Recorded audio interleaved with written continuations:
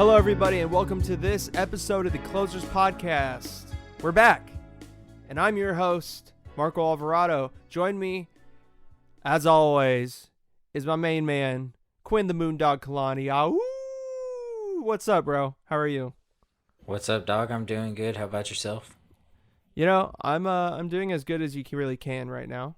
I feel like I've said that every fucking time we've talked recently, but I mean, we're getting close to the dog days of summer, so I think it fits the time for sure.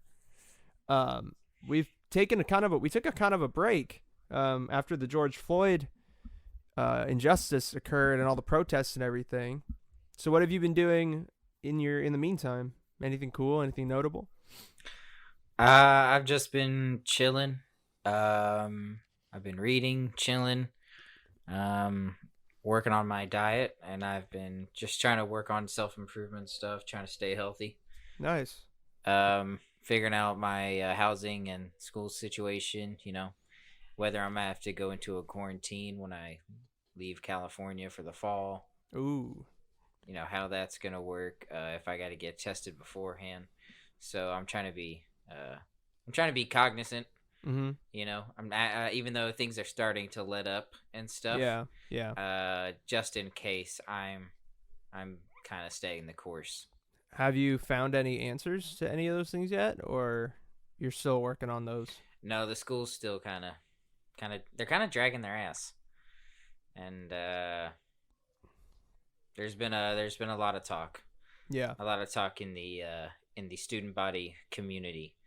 About the administration's lack of preparation. Really? Like what? What are they saying? It's what they're not saying. They're just not saying anything. We're kind of winding down to about, if say, for example, you do have to do a 2-week quarantine, then you would have to leave August, by August 3rd is when you would have to arrive. Yeah. And then, that gives you a month from now, a little over a month and some change, maybe a month by the time we get our housing contracts to secure our finances and stuff, and our moving plans. Not a lot of time. It's a crunch. Yeah, that isn't a lot of time. So that's fucking stupid. Well, damn, man. It is what it is. Has I don't want to spend too much time shitting on your school, but I'm just curious. Has the University of Hawaii always been notable? Like, are they infamous for having bad outreach with their students? Bad communication? I have no idea. There is a division between the administration and the student body. Probably politically, racially. Along those boundaries. So communication is it's typically formal. Okay. There's not a lot of informal talk. So interesting, very interesting. That's interesting because at Sac State, President Nelson, who's the president of the school, sends an email personally every week, and it's just update for this week. This is what we did, and President Lassner does the same thing, but I don't know. I just don't think it resonates with students. I see. I think it falls on deaf ears. That's very interesting. Well, you got to let us know what comes of that Cold War out in Hawaii. Apparently, that's happening amongst the student body and the administration of the University of Hawaii, because it's very interesting, and I hope it works out for you, man. Trying to find a sunny day in a Cold War. Yeah, it's hard to find a sunny day in a Cold War.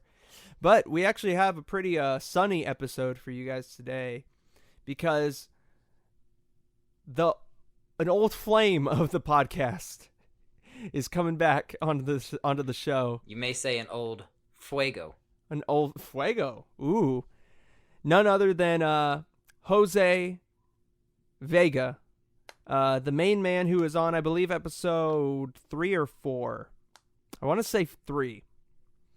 But Jose is going to be on the show. He's going to talk to us about what he's been up to in the past year that he hasn't been on, and whatever he's getting himself into nowadays. There's a lot that has happened between this episode and that episode. So it's going to be very interesting. But we're going to spend some time just like chit-chatting, a little variety pog segment. Because we haven't done that in a while. And I honestly have kind of missed it. So, and at the very end, we have an announcement as well. So please stay tuned till the very end, and hope you enjoy the surprise. But the topic that's been on my mind, Quinn, recently is the topic, and this is something that pertains to kind of everything that we've been going through with the quarantine, with these, with the civil unrest, the social unrest around the nation. Ties into everything, and that the idea, the thing that I'm going to say is that I want to talk about is detachment. How, to a degree, like, I don't know about you, but I've had to learn that you have to kind of like detach yourself from everything to an extent. You can't hold on to something for dear life, like that's a mistake. And I feel like a lot of people were holding on to things that they've lost during the quarantine, whether it's people, whether that's a job, whether that's friends, which I mean is our people, but whether that's like your housing situation. Like, you have to be ready for things to change on a moment's notice, and you have to kind of detach yourself from things so that way you can make those adjustments, right? So I've been thinking about that recently, and I was just wondering what your thoughts about detachment. What do you think about that as an idea? Well, the Jedi Council would have us believe that detachment is the clearest way to, a sense of enlightenment. Yeah. But, that way is false. That way leads to callousness. That way leads to coldness. I almost just said the beauty of Star Wars. But I think that beauty is long gone, but yeah. But no, I mean, in part, yes, this is a lesson from Star Wars. Attachment is important. Attachment is what drew Anakin back to the Force. Right.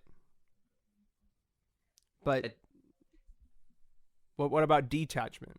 Like, don't you have to kind of take a step back and realize, like, okay, the relationship I'm in, there's a very big chance that the relationship I'm in is not going to last for a long time. So, like, I have to at least...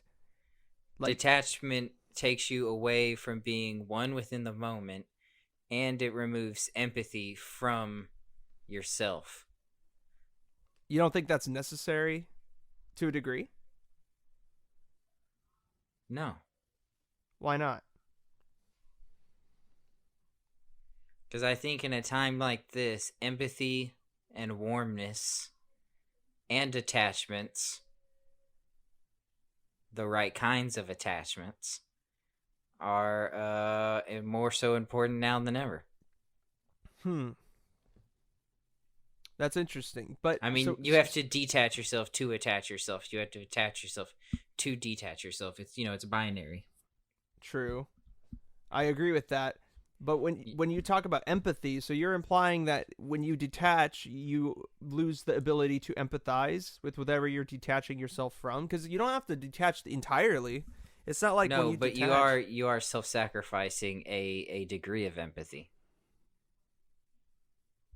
But that the very act of detaching yourself is that. I'm not saying it's a complete it's a complete breakaway from empathy, but I'm saying it's a portion. It's an act of. Okay. So what about, do you abide by the idea that you have to put yourself first? In your life, you have to be first. And that's not, you have to be selfish to a degree in life. Yes. Okay. But I also think, to each their own. a life of service is a beautiful and admirable thing, and it's the most honorable kind of life, a life of service. Sure. The only life comparable that is a life of complete self-service. Is Do you that even understand? possible? Do you understand what I mean? You can either completely give away or you can completely take. Uh huh. You know, Yeah. No, at I least that understand. at least that's how I view it. Um, is it even possible? Yeah, I think it's possible. Does it require some detachment? Yes, it does. Like we were saying before. Mm-hmm. Um, I also think it's healthy. I think selfishness is healthy to a degree. But to be For selfish, you have to kind of detach yourself from other things. or you don't have to attach yourself to things. Okay.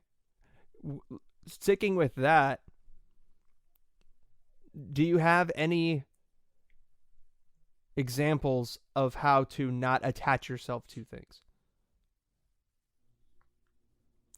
Okay, let's say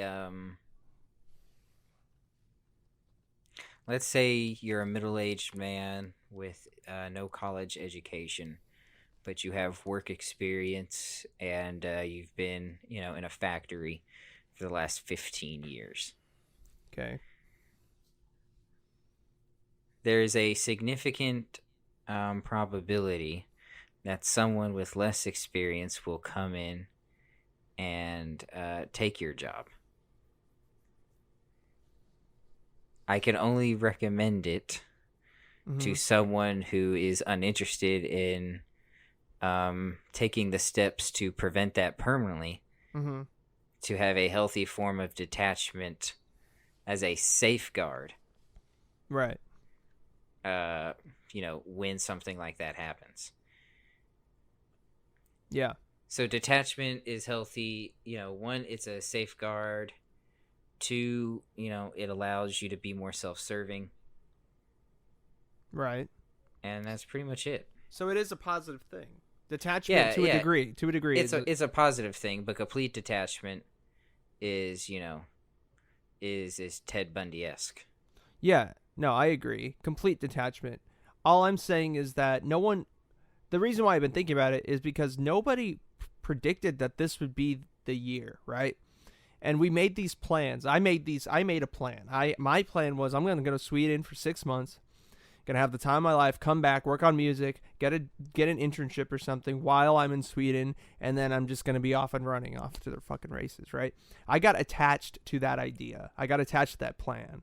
And there's a lot of people who I've talked to, a lot of friends, you know, a lot of family who have had similar plans for this year. They got attached to a plan, to a course of action they were going to take throughout the year to make their lives better, and everything got turned on its head because of this pandemic. And then you add in the social unrest, and that adds a layer of stress on top of it that kind of like has gotten some people really, really like anxious and depressed and in a state of mind that is not healthy generally.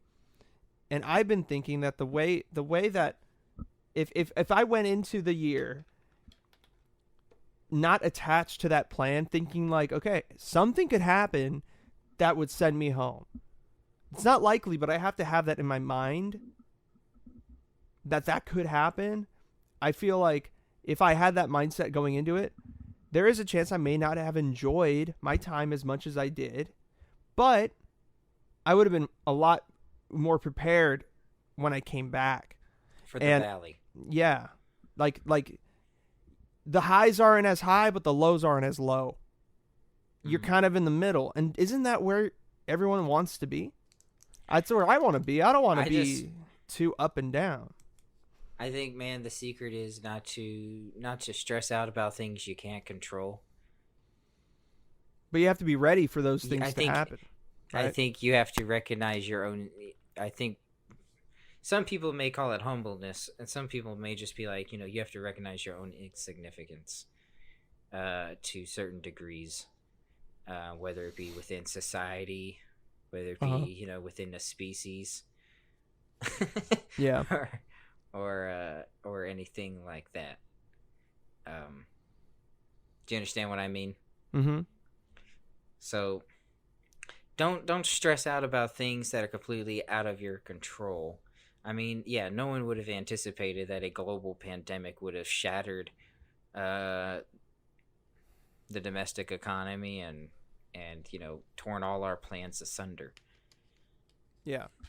I mean, it is what it is. What can you do? Absolutely nothing. Yeah, that's true. I mean, there's nothing we can do, like, I to mean, you turn could do back stuff. time. Yeah, you could do stuff on a personal level, but And that's kind of more what I mean. It's like, what do we take away from this? You know, if something like this or worse happens in the future, like, well, what do you how do take we? away How from are it? we? How are we mentally prepared? Well, what I take away from it is like you. First of all, Well, should we layer it? Should we layer it first? So we've had some major things happen in 2020. yes. So we've had the coronavirus one. Mm-hmm.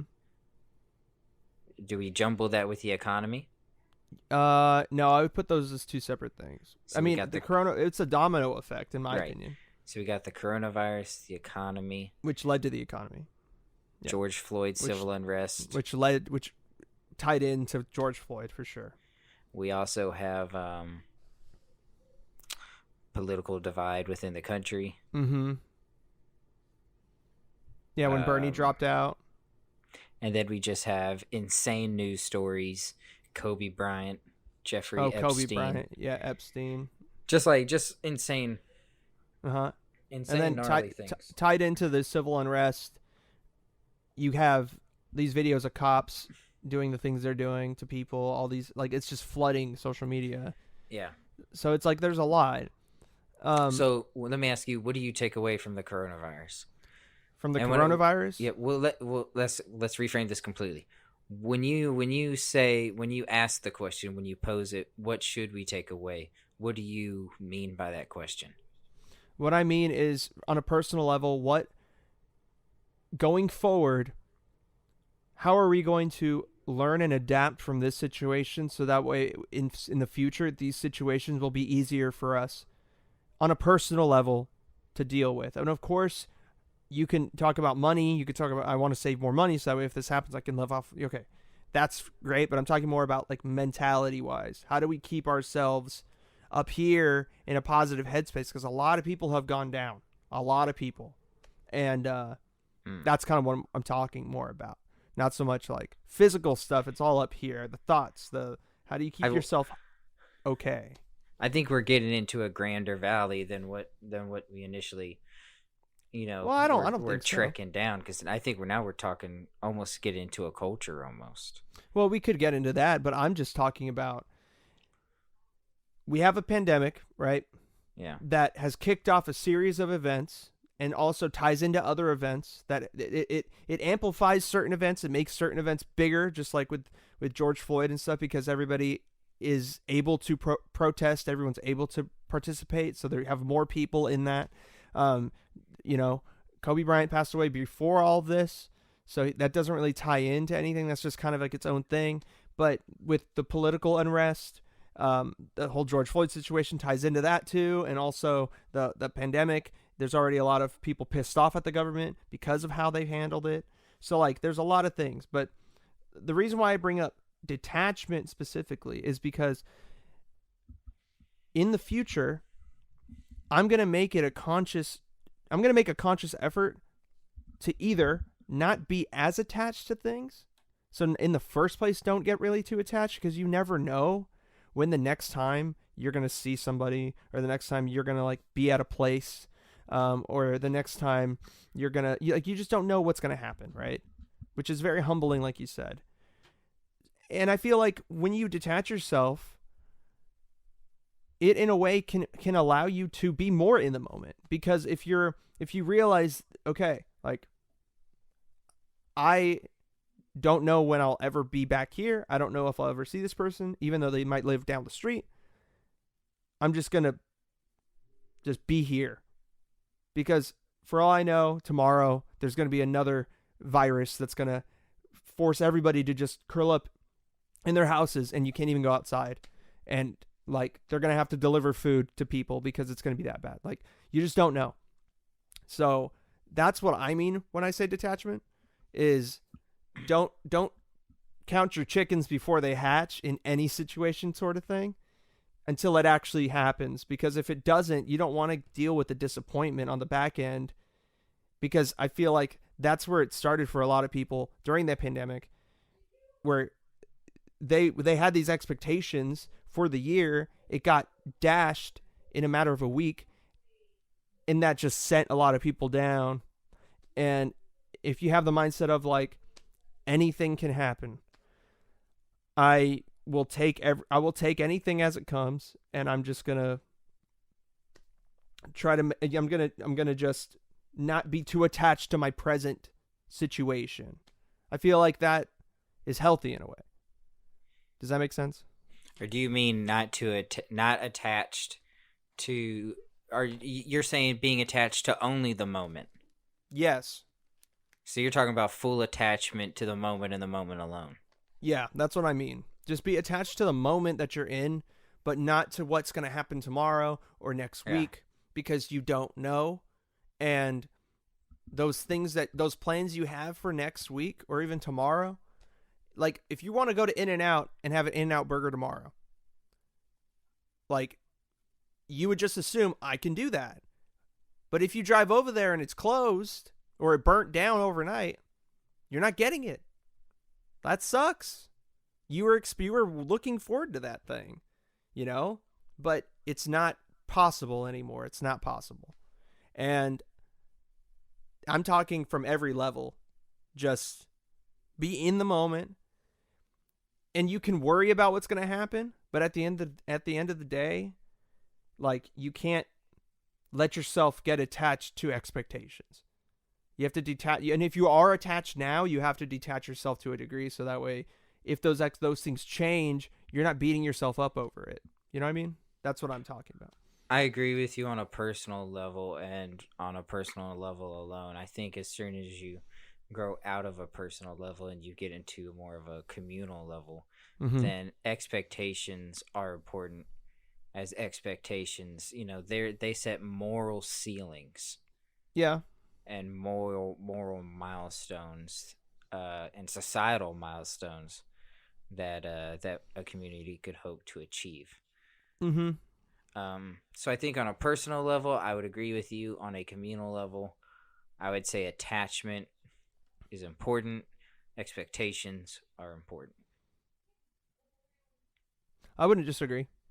At all, because like you said, I'm just talking from a personal level. And the thing is too, you can get attached to things about yourself that you can physically, you can change things about yourself, how you think, how you eat, how you act. You have autonomy over those things. Well, this is the dichotomy of attachment, detachment. It's the yin and yang, man. You can't not be detached without being attached, because you're attached to the idea of detachment. Jesus Christ. You see what I'm saying? So yeah, that's weird. So you have to be detached in order. You can't have be attached in order to be attached. Yeah, you can't be attached without being detached, or vice versa. You can't have the Sith without the Jedi. There must be there has to be balance to everything. Everything must at some level be binary, with things and with shades in between. But I just think people, myself included, just took for granted how everything just kind of worked. Like you you sign up to go study abroad, you fill out the paperwork, you pay whatever, and then you get your plane ticket, you get on the plane. After you pack up all your stuff, you get on the plane, take the plane, you go there. It's just like, well, everything's always going to work out until it doesn't.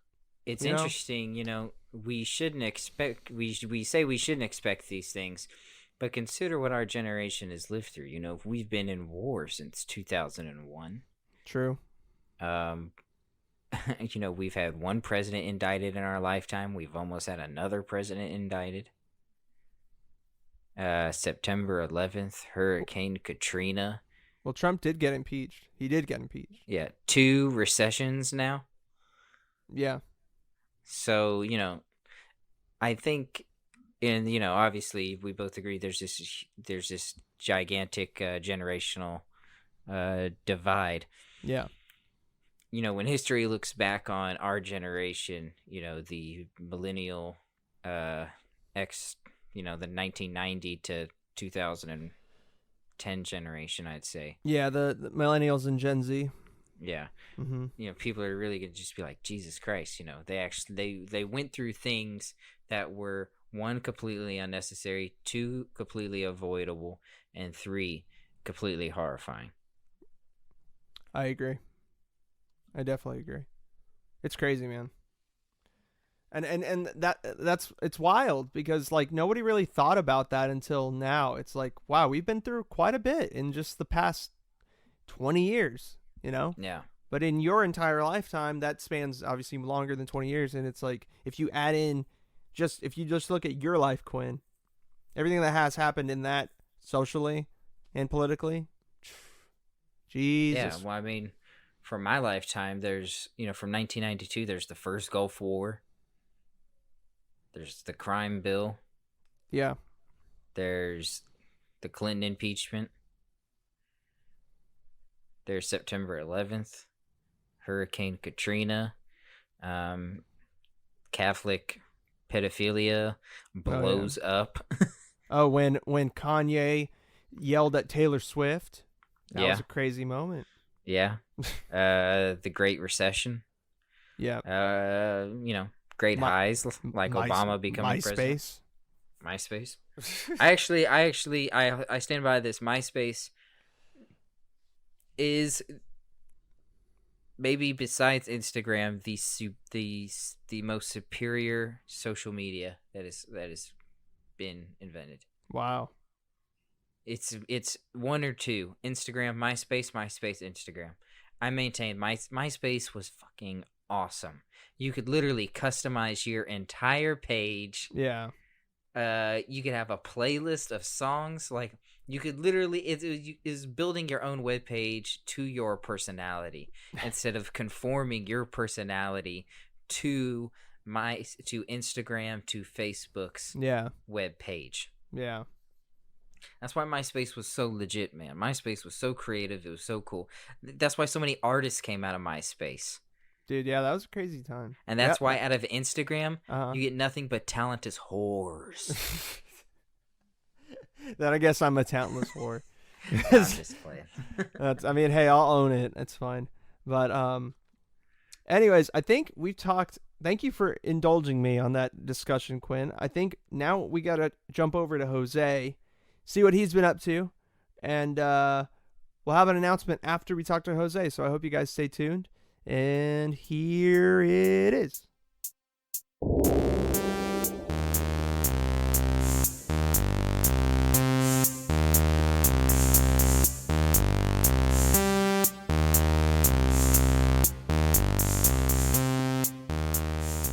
All right, so we got the main man, my guy, Jose Vega, on the line. Well, actually not so recent. You've already been graduated from Sac State for about a year now, right? Yes, sir. December. That's when I officially graduated. Yeah. How's post-grad life treating you? Let me tell you, bro. It's tough, especially with this whole COVID shit. Oh, yeah. Not so good. Trying to find jobs, trying to, put out my resumes, applications, and everybody's just on lockdown. So it's been a tough journey. I'm right there with you, man. It's rough. It's rough out here for a boy with a dream. With a dream. Yeah. Have you ever thought about compromising your morals to get some sort of job? Honestly, yes. Have you ever been to TJ? No. That's where you think about compromising, my guy. All right. Some dark shit over there. Like what? Like what? You don't want to know. Oh, yeah. The only way for you to know is to actually go down there. Oh, shit. Well, we're going to have to do a on-location podcast in the streets of Tijuana. Oh, dude, to start, asking people random questions. I don't know if you can make it to the day, to be honest. That would be the greatest. What if we did a weekend event where we did one in the streets, one in Hong Kong, That's the place to go. and then had one somewhere else. I don't know. If you guys go to Baja Beach. Baja Beach. The festival, yes. Interesting. Yes. So you help out with a festival every year in Rosarito, right? So I used to work for Papa's, and I used to be like a rep for them for like their spring break events, and then I did with this what is it called? With Rockstar. You know how I was working with Rockstar for a bit too. Yeah. What's so funny? I don't. What you want to know about spring breaks? I know everything.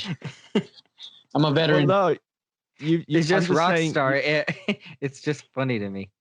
What, I'm a Rockstar guy. No, it's like having a Boost Mobile spot, being a Boost Mobile ambassador. You're like the third most famous energy drink. Wait, pause. Wait. Are you saying that Monster is more famous than Rockstar? My guy, I'm saying Bang is on the come up and Rockstar is on the. First of all, Bang. Trump supports Bang, so I don't know what are you talking about. Fuck Bang. First of all, that makes sense why it's on the come up then. Yeah, that is true. I'm just playing, man, but I seen a couple bangs today, and hey, honestly, those flavors smack. I'm not gonna lie. They catch the eye. They catch the eye. Dude, have you tried the unicorn one? Bomb. No, but it's the pink and blue one. Yes, and then have you tried the cotton candy one? Bomb. No, I haven't tried any of them. I'm afraid of them. Oh, dude, they're like crack, dude. I mean, I haven't tried crack, but they're like crack. Like I imagine they're like the new Four Loko, just a straight bang. Exactly. It's if you were trying to get a little pre-pump, that's it. That's all you need. But let's be honest, guys. Red Bull still is the king. Wait. Honestly, I tried one of their new flavors. It's a watermelon, like Red Bull, like some type of like spring flavor, bro. Yeah, hella good. You're not a watermelon guy? Yeah. I got a question. Do you haven't been pre-pumping a lot since you've graduated, have you? Pre-pumping. Now, can you use that in a sentence? You're the one who brought it up. Well, I was talking about more like, like gym, like you trying to get that pre-pump. Oh, okay. Got you. See, I was asking you what you thought, what a pre-pump was. I was thinking more like the gym. I don't know about what you were talking about. When you said pre-pump, I imagined you and your fraternity brothers, you all gather in a circle. And you're all wearing all black cloaks. And then like some EDM just starts. That sounds like some cult rave type of shit. That's what Quinn imagines your frat as. That's why the pump just starts happening, bro. No, that's definitely not what I'm thinking about. Everybody's just pumping in the circle. And then hands come up, and obviously there's a sacrifice. But no, that's sacrifice with some freshman. Yeah, that's a great segue. So you're not in the frat anymore because you graduated, right? So how's your life post frat? Oh, settled down, got a girlfriend. Yeah, that's the biggest thing. That's the biggest change since your first episode, which was episode 3, I think, or 4. As one of the founders, one of the OG guests, and now here we are, the last episode of the in between season 1.5. You're the season finale, Jose. But not the last season of Game of Thrones, but like this is like okay. I was about to say, is it gonna be like Game of Thrones? Because that shit pissed me off. No, it's not. No, much better than that. Okay. But that is interesting. When you were first on, you didn't have a girlfriend. Now you do. Yes. How is the cuffed life? Let me tell you, my guy. It's a learning experience. Yes. You can no longer do what you could when you were single. Oh, of course. Well, I mean, yeah. Well, that's the most obvious way to put it. Yeah. In simple terms, you are tied down. What's in other news? Pringles are salty. What's the biggest adjustment that you've had to make other than just being in a relationship? What's the specific thing that you're like, okay, I really had to work at this? Just being focused, like I feel like after that, it was like I had to focus on what I wanted to accomplish with my life. And I kind of just sat down and said, okay, I want to now start a career, build that foundation. If we do end up, getting married or whatnot, like, dude, I'm 25 now. Like, you got to think, like, whoa, what yeah, the fuck? I'm fucking old. You've been alive for a quarter of a century, Jose. A quarter of a century, my guy. Dude, trust me. You're 25. Dude, I literally hang out with my friends, and I'm like, dude, I kind of want to go home now. Like, it's 10. Like, I need to go sleep. Many people in third world countries don't often live past 40. So yeah, Jose. That's a fucking interesting fact right there. You are on the back end of your life slope. So let me tell you. Damn, what the fuck? He doesn't live in a third world country. No, I'm not saying that. I'm saying if you look at the big picture, like if you look at like the entire world population. Yeah. There's a possibility for me to fucking just. Well, yeah. Okay, but the mortality rate of the population is lower. It was a bad joke, but fuck. Well, yeah. What, I mean, yeah. No, I get it. It's funny, but like, what? Like, it's just like you made it seem like he was in like fucking some random third world country. And I'm like, dude, he lives down the street. For Christ's sakes, it's not Lodi, for Christ's sakes, or freaking Modesto. Modesto's not that bad, my guy. Stockton, on the other hand. Fresno. Yes. But no, Fresno, dude. Okay, we have Fresno's third world.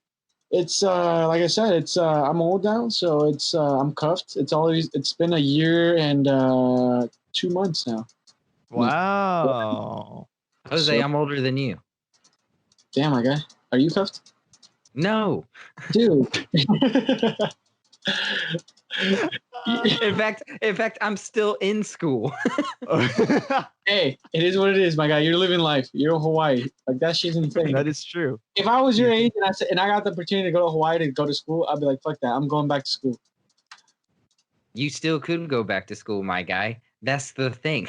I'm contemplating. I might go back to school. You should go back to school, bro. Dude, get that master's. I am thinking about it. If I find an employer who is willing to help me out to get a master's, I'm gonna get my master's. And then from there, get your PhD so you can be Dr. Jose. Actually, that would be cool, Jose. Dr. Vega. Wow, that sounds cool. Dr. JV. What kind of doctor would you be? Shit, dude.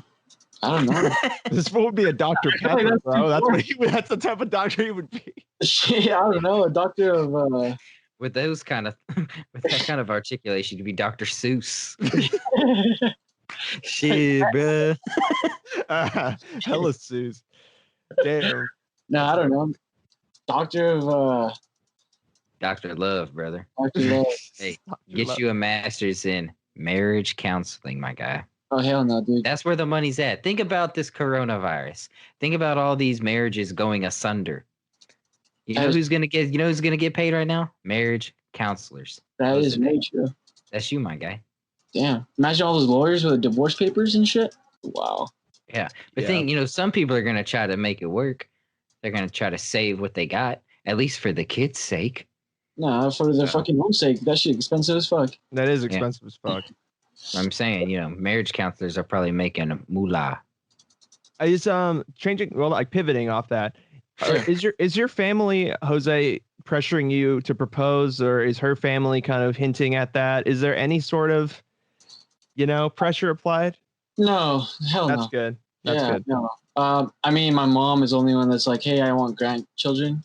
But, Well, because I know, like, in this current moment in our society, in our culture, we're having, we're realizing that not realizing, people have realized it for a long time, but we're facing a mirror that projects an image back at us of we all have differences with these protests, these George Floyd, the whole George Floyd thing. It's showing that there's differences, right? So, like, how has that been navigating the cultural differences between your girlfriend's family and your girlfriend's culture and then yours? Has that been easy, or has it been much of a challenge? Honestly, it hasn't really been difficult.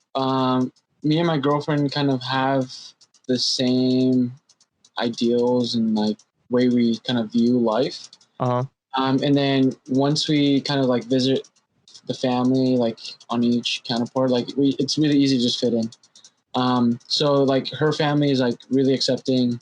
I mean, they joke around like I do, and just they're really easy. Except and same thing with my family. Like they're really welcoming. And especially like during these times, like it's really hard to kind of. It's a little awkward if you don't really fit in. Not fit in, but if they don't really take you in as part of the family. But it hasn't really been really difficult. And I mean, I think later in the future, if we end up getting married, like I feel like families would just perfectly combine. That's good. That's pretty rare to find nowadays. I feel like people well, some people in personal, like when it comes to personal relationships, it like people focus on the differences more so than the things you have in common. So that's good. You guys are prioritizing the positive. For sure. No, it's like I said, it's always been good. They always treat it like me, like family. Mm-hmm. And yeah, nothing bad from that. That's good. Yeah. What would you what's that face, Quinn? What? Jose, have you ever wanted to ride a horse? Or build a house? Build a house. Sail a boat? Yes. I mean, I've done all of those things. Why the question? Is there anything amazing you haven't done? Honestly, would you ever like to learn how to fly a helicopter? Would you ever like to skydive into the waters of Lake Minnetonka? I don't know. Let this man answer your question, Quinn. Are there crazy things you would like to do? Oh you know what? Well, that's one thing I always appreciate about Quinn. He has this very mystical slash. No, there's nothing mystical about it, dog. I'm just saying. No, my God, like your way of thinking is like outside the box. Like you, like the way you think is just futuristic, my guy. Like it's true. It's forward. It's progressive. It's progressive as fuck. Like we're talking about boxes. That box we're talking about is marriage. Stay out of it. Wait, say that again, Jose. If I was ever to do shrooms, that's my guy. I would do it with him. We would see fucking unicorns together, my guy. Bro, no, he would fuck with you the whole time. I don't think that's the one you want. He would be like, no, dude, you see that spider over there, Jose? You would be my Joe Rogan. What you don't want to do is get married. Dang. And I'm just being honest with you because you're my friend, and friends have to be honest with each other like this. That is true. I appreciate that. You know, you don't want to get married because you're 25 and you're not as old as you think you are, and there's a bunch of cool shit you could do. Oh, that is true. No, honestly, if I was to get married, it wouldn't be until like I was 30 something. 35. Give yourself 10 more years. 10 more years, dog. Okay. Look at life like a video game, and you're unlocking achievements with all the cool shit you do. Damn, I think I'm pretty far, my guy. Rack up that gamer score, my guy. And the thing is, though, like I feel like I want children sooner than I want to get married. I don't know why. Ooh. Hey, let me tell you why, though. Yeah. Tell me why. Yeah. Because I'm one of those. I really do believe that I want to see my children grow. Hardly ever. Well, okay. You're talking about having kids before you get married. Yes. Okay. No. Wait. I want an army of bastards. Dude. Wait. That's fucked up. No. Potentially, I want to marry the girl that has. Well, of course. Yes. I don't want to just have children all over the place. I want to bring you out. You want to practice run. I don't want to be. I don't want to be old as fuck and like, you know, not be able to play soccer with my kids or like not enjoy. Like I want to honestly, I want to take my kids to Coachella. That's how I see it. Wow.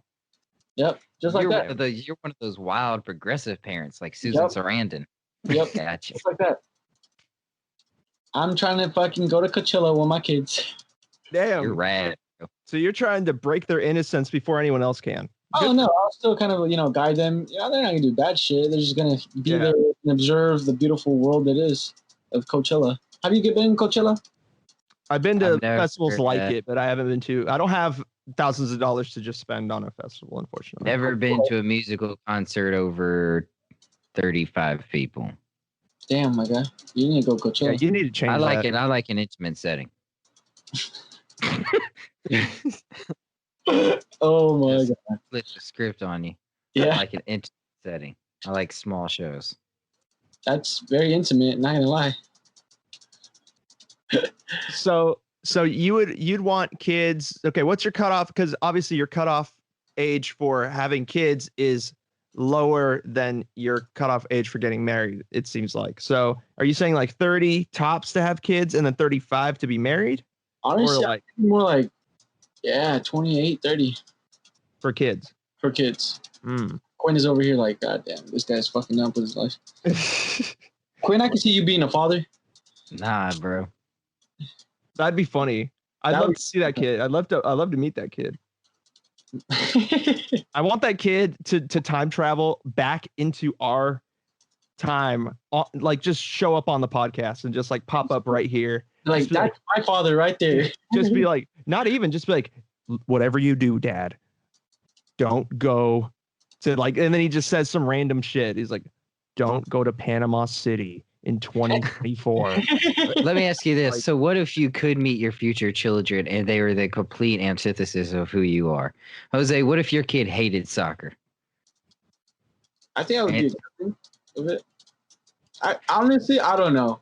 What if he was just like, what if he was just like, football? You mean football? Like he's like one of those. I'm one of those that if it's not a boy the first time around, like I might have to return that kid up the type of deal.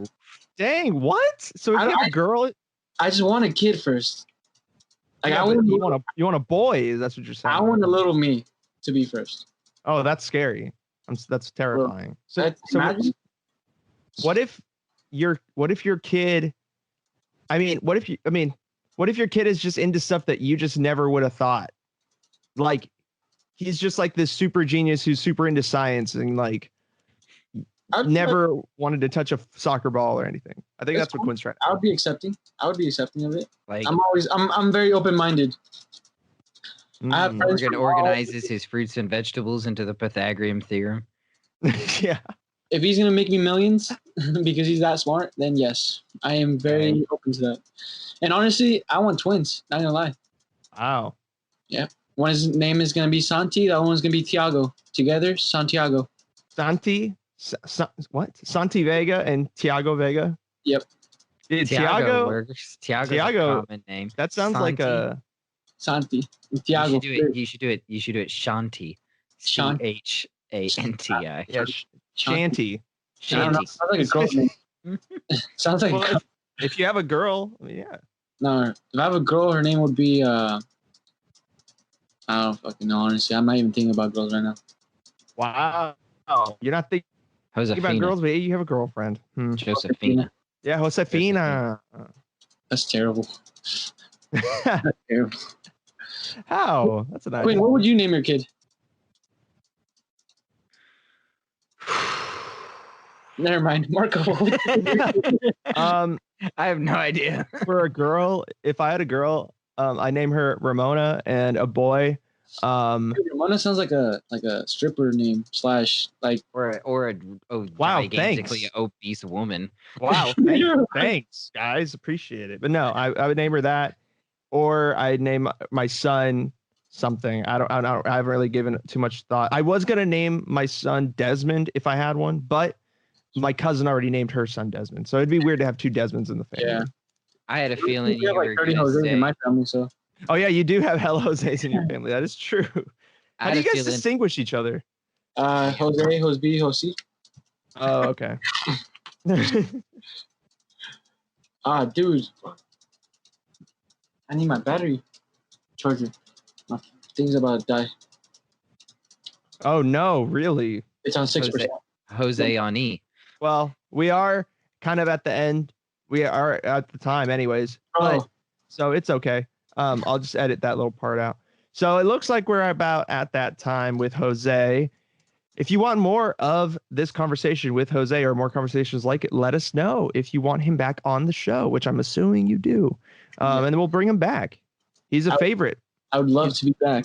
And he has a lot of stories about me and Quinn. Yes. So I So do. he will Honestly, share them. I can't believe it. 30 minutes have gone by like that. Like we have so many things we can talk about. I And know. We that we did not. going. It's Yeah. true. Is there any final parting advice? Anything you would like to say to these people that watch us? I would say live your life.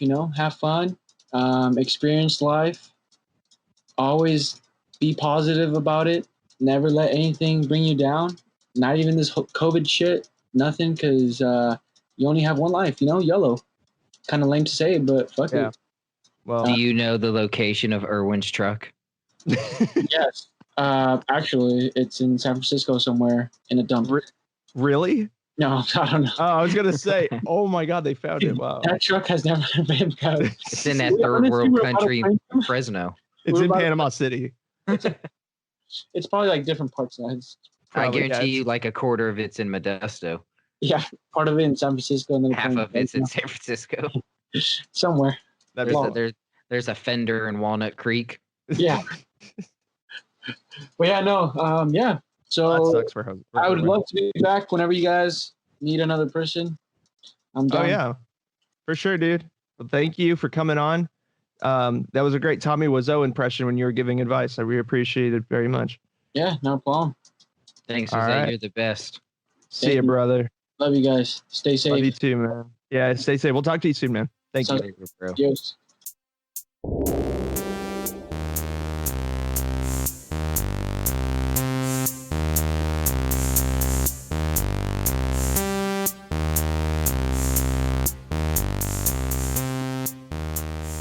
All right, guys. Hope you enjoyed that little chit chat convo with the OG himself, Jose Vega. We're gonna close out this episode by giving our recommendations of the week first, and then we will announce what we want to announce. So, Quinn, would you like to go first?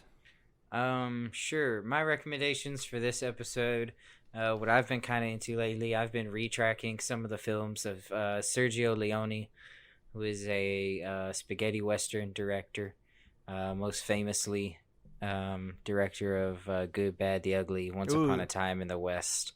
His Man with No Name trilogy with Clint Eastwood. Last night I watched Fistful of Dollars, the first in that trilogy. Mm-hmm. And I started watching Fistful of Dynamite, aka Duck You Sucker. Awesome, beautiful films, cinematography, legendary soundtracks by the maestro Ennio Morricone, legendary. The acting, legendary. Clint Eastwood, Charles Bronson, James Cogburn.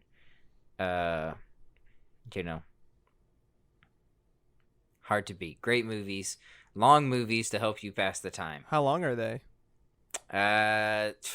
2 hours at a bare minimum. Oh, 3 okay. hours, 30 minutes at a maximum. Interesting. They're day fillers. Yeah. But it's a day. They're day fillers, but it's a day well spent. Definitely. I mean, that's a part of cinema history for sure. They hold a.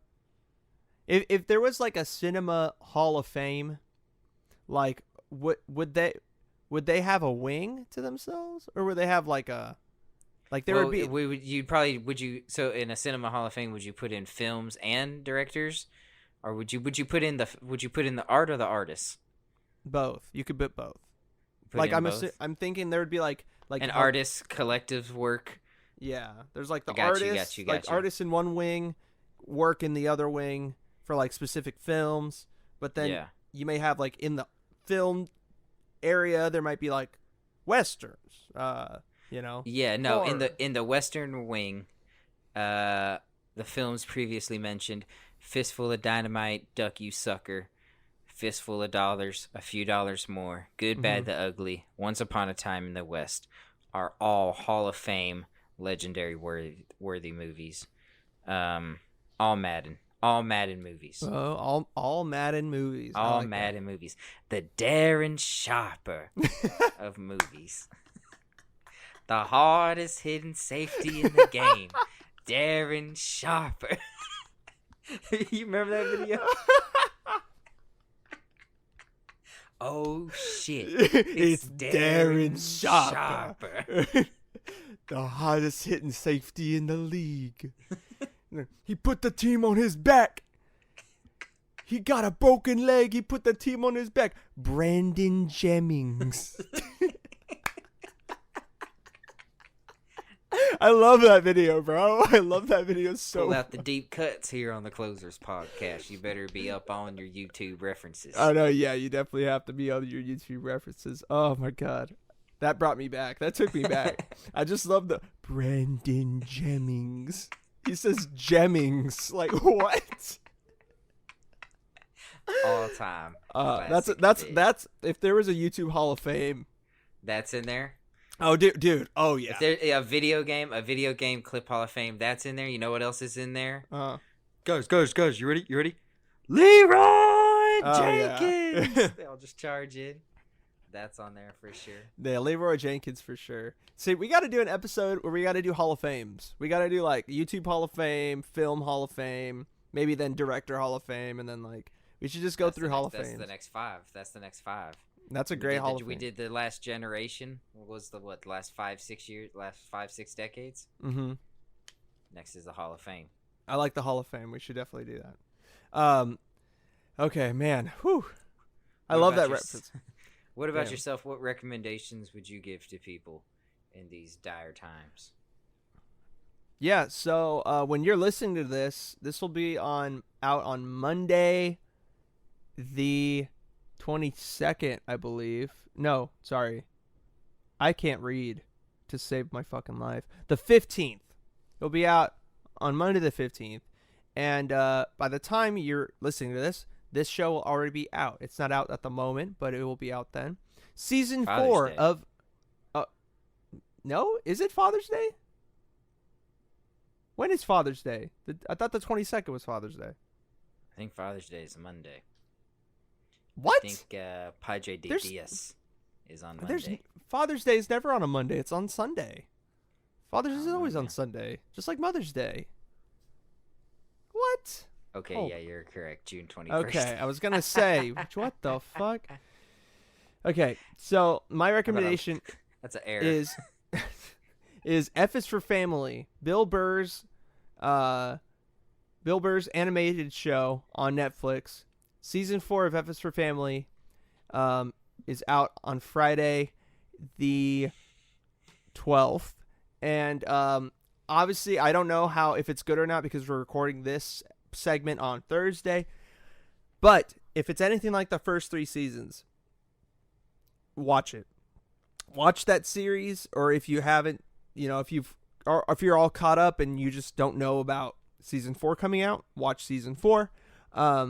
It's a show about like a family in the 1970s, like early 1970s, and like you see how like fucked up society was back then, but everyone's just kind of like okay with it, and it's an animated series, and it's just so I might have already said that, but whatever.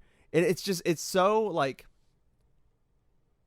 dystopian in its own right, just how people looked at things back then. And it wasn't even that long ago, and I know that, but Bill Burr does a great job of like kind of how King of the Hill made fun of American culture, but at the same time there was aspects of that show that kind of like honored it and showed like this part of American culture actually is pretty cool. But then there's all this shit that's just, you can just make fun of it for days because it's so dumb. That's what F is for Family. It was honest. It was an honest show. And F is for Family is just as honest as King of the Hill. And they don't pull punches when they discuss racism of the time, which isn't very different from now.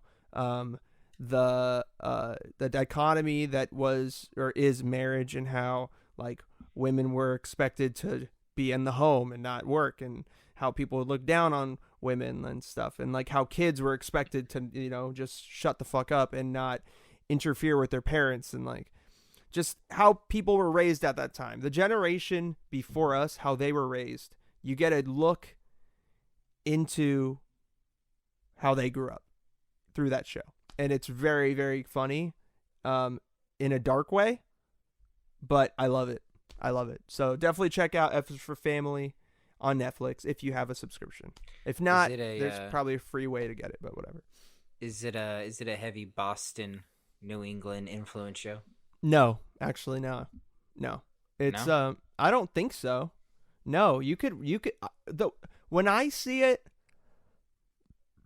when I watch it, it doesn't really strike me as like it would be one specific place. You don't really know where it would be. I mean, Bill Burr's character, he plays the dad in the show, and he has a Boston accent because Bill Burr just has that. Yeah, you can't disassociate Bill Burr with Boston. Yeah, but he doesn't like make specific references to Boston only. Like, it's very much it's not like Family Guy where like they kind of like they go to a Patriots game and like they don't make clear references to Rhode Island in Family Guy. Yeah, there is. In F is for Family, I don't think they have like a specific city that they're close to. If I'm like a real city, if I'm not mistaken, but I don't know. But I just know from watching it, I honestly picture them grow like that family living in California, and it works too. So they have a all-encompassing Americana persona. Yes. Yeah. There's some other animations you like out there. You recommended Midnight Gospel to me. Yeah, that was another 2 one weeks ago? I wanted to recommend. Yeah, dude. Midnight Gospel is another one by Duncan Trussell. The madman Duncan Trussell. Jesus himself, yes. And that's another animated series that I've just blasted through. And just go in. If you're going to watch that show, it's Duncan Trussell and the guy who did Adventure Time, Pendleton Ward. He does the animation. And if you're going to watch that show, which I urge you to do, just go into it with an open mind. It's basically a podcast mixed with an animated series. So you get parts of a podcast within the show itself.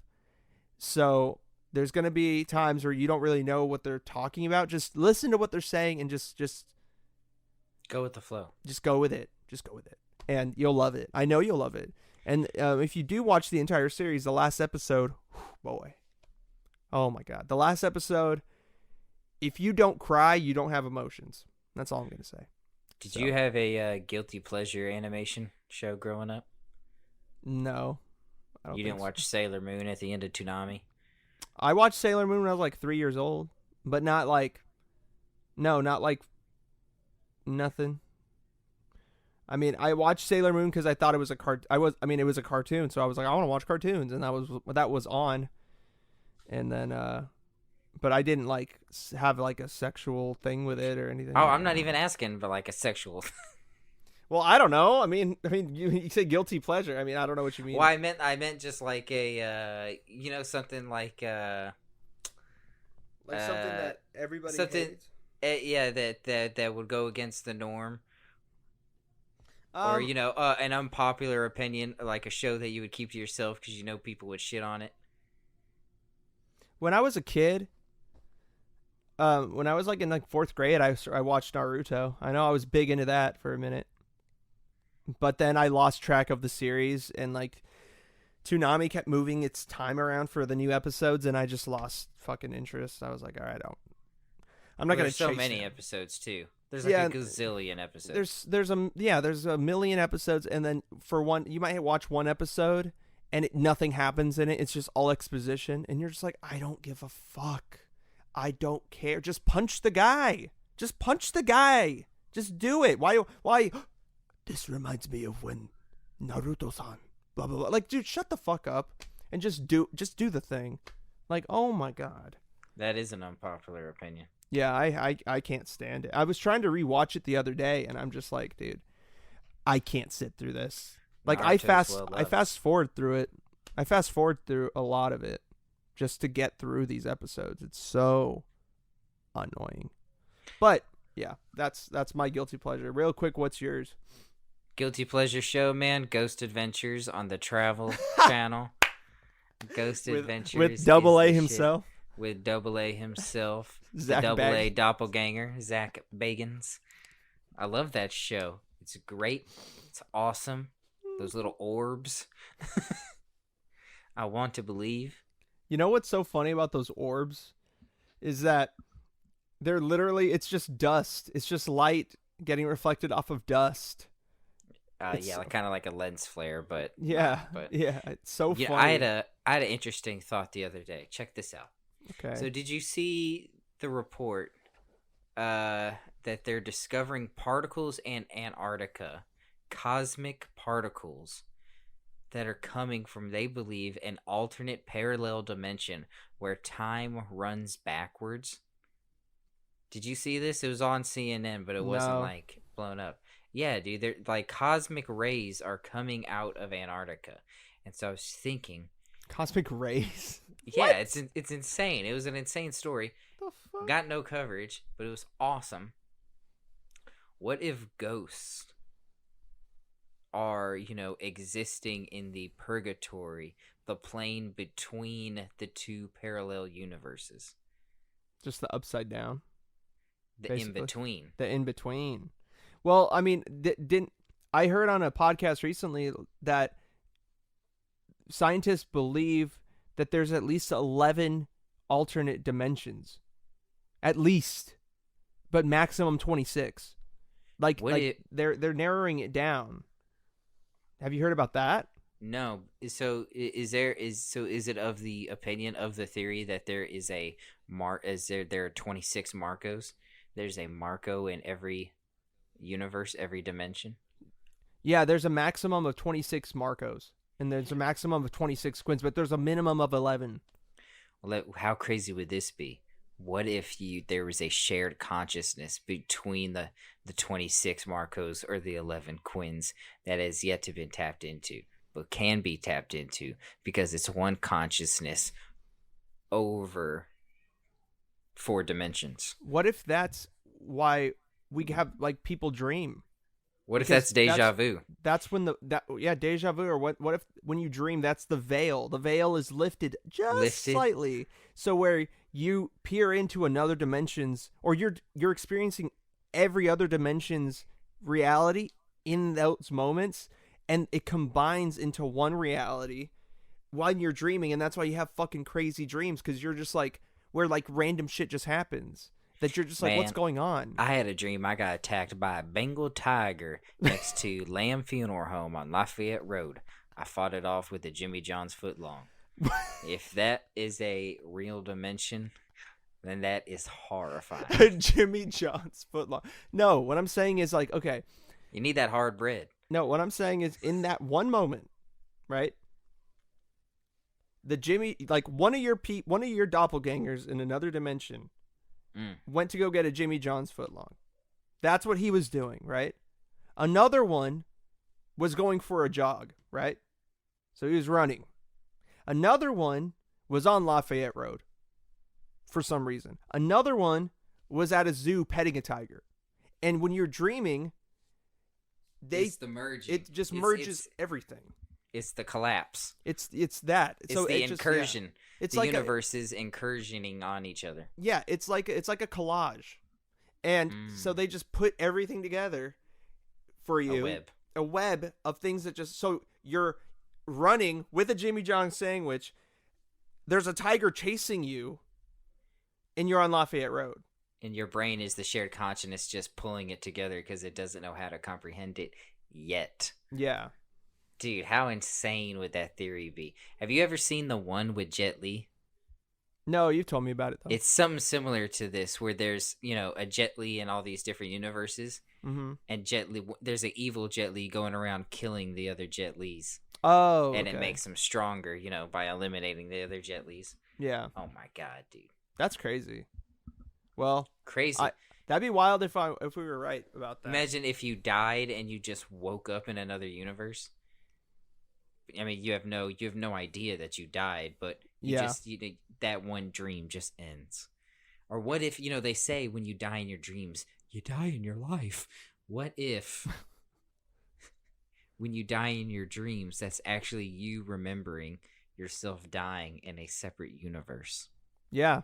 So it might be a thing where you cannot die until.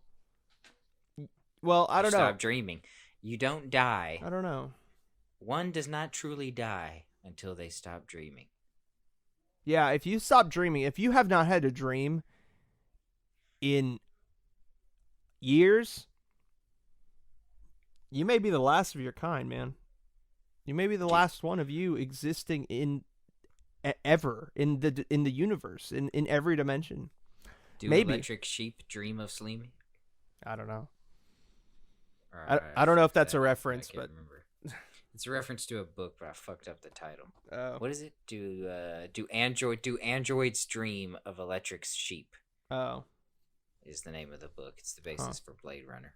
Oh, okay. But yeah, dude, that is a crazy thought. That is crazy. Think about the different dreams you've had where you've died. Then imagine if that really happened. That's happened a lot. I've had a lot of those dreams. Yeah, I think I've had where I've been consumed by either zombies or just people in general. I've had more than 11, for sure. I've had way more than 11 dreams where I've died. But Horrifying. Have I had 26? I don't know. Have you had a dream where you just died so terrifyingly, so terribly? Like Rob Zombie, ridiculously. I think, yeah, kind of, yeah.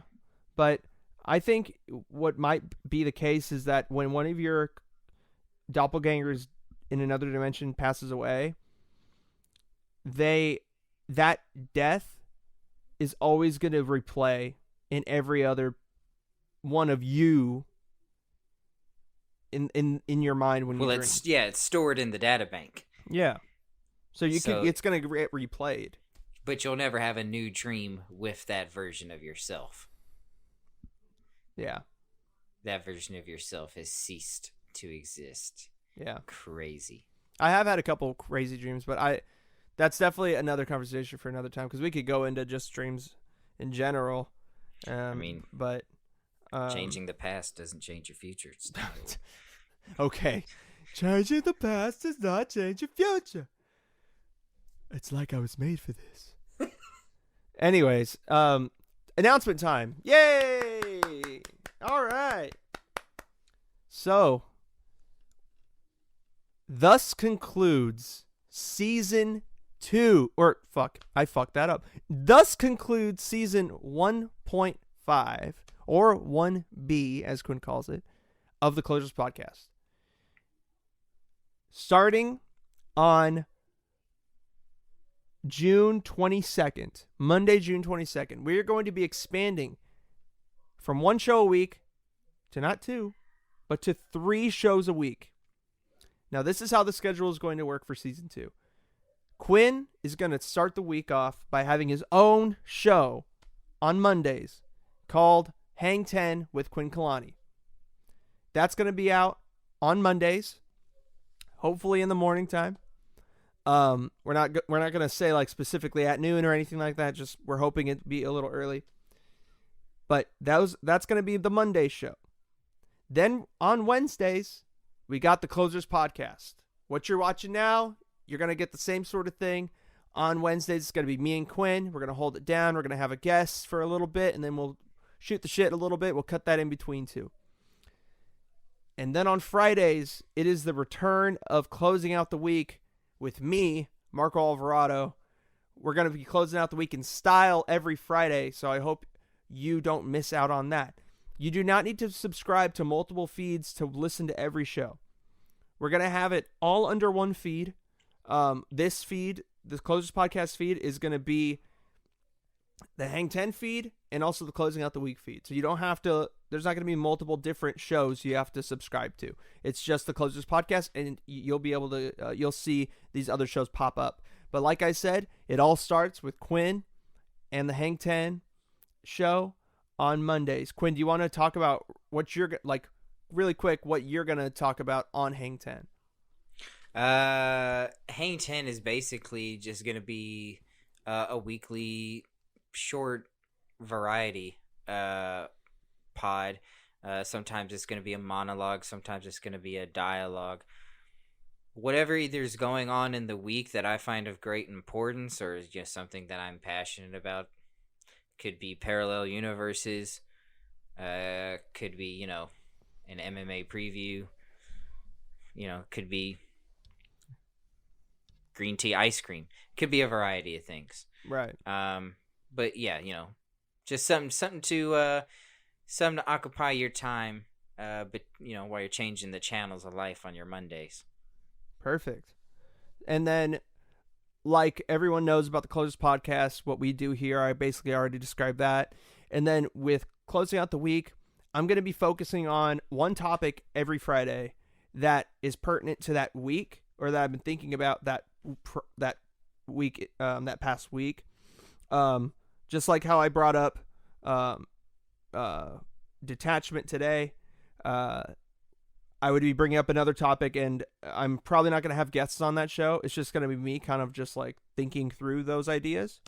And then we'll do a really quick, maybe like NFL preview, or a really quick, you know, I'll probably recap the week and like really notable things throughout, but it's going to be very loose. It's going to be very informal, and you're going to get a little bit of an insight into what I've been thinking about and stuff. And if you want to interact with us, you can DM us at the Closers Podcast, or on Facebook at Closers Podcast. Follow our page.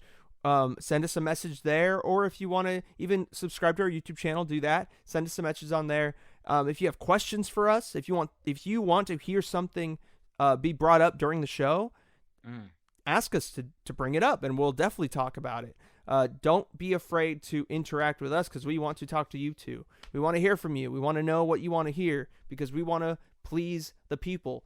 Quinn and I are men of the people. So we hope you're excited. It's a communal discussion. Yes. And we're very excited for it. So, you know, take part if you'd like to. If you'd like to be part of that discussion. Yeah, please. All voices are welcome. Please discuss with us. I definitely encourage it. But anyways, guys, like I said, follow us on Instagram so you're up to date on when we drop new content. The next episode is going to be Hang 10 with Quinn Kalani. It's go time. Season 2, baby. Season 2. Real quick. Yeah. Happy belated birthday to Double A. Oh, yeah. Happy birthday, Dub. I know he's not going to be able to listen to this. Happy birthday to Double A. On the high seas. Yeah, he's out on the boat. But once he listens to this in like 6 months, he'll very much appreciate us shouting him out. And rest in peace to Anthony Bourdain. 1 year. Sucks. Oh, it's been a year already. Wow. Yeah. Yeah, that sucks. Anyways, guys, you have a great day, great night, great time. And we'll talk to you on Monday the 22nd with Hang 10. Quinn will be at you. Take care. Adios.